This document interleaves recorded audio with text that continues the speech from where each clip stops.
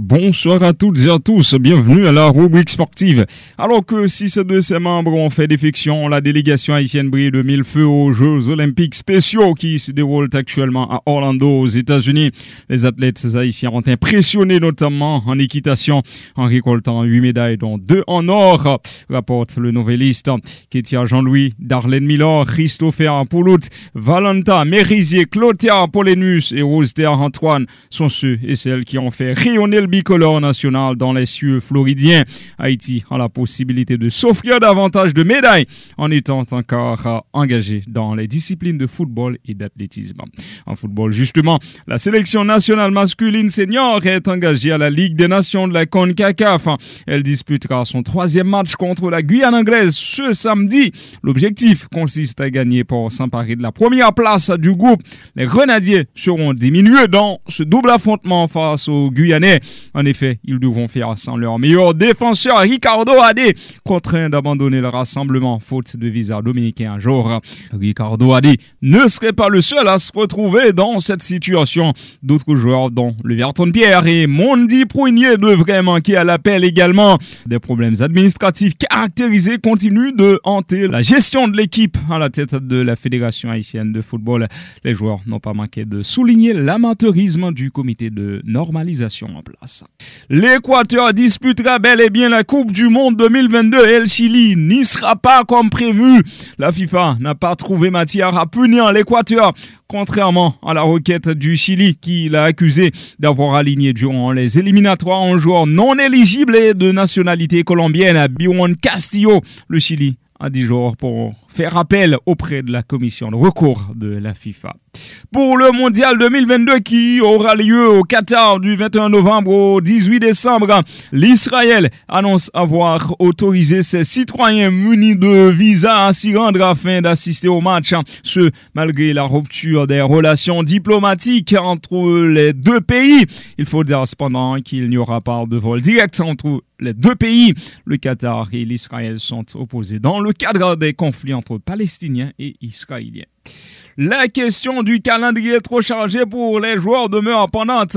Dernier en date à faire part de son inquiétude, le sélectionneur allemand Hansi Flick. En marge du match contre la Bulgarie, Hansi Flick a appelé les instances de football dont l'UEFA et la FIFA à se pencher sur la question des calendriers. L'Union nationale des footballeurs professionnels a exprimé également ses réserves sur la surcharge des rencontres pour les joueurs. L'UNFP regrette le manque de repos physique des joueurs usés par une interminable saison et demande de revoir en profondeur le calendrier international. La France éprouve des difficultés en Ligue des Nations. Les Bleus n'ont pu se redresser ce vendredi en Autriche après leurs 2 contre-performances lors des 2 premières journées. Les partenaires de Karim Benzema ont été incapables de gagner face aux Autrichiens, se contentant de nul. Le Danemark, surpris par la Croatie, demeure leader du groupe.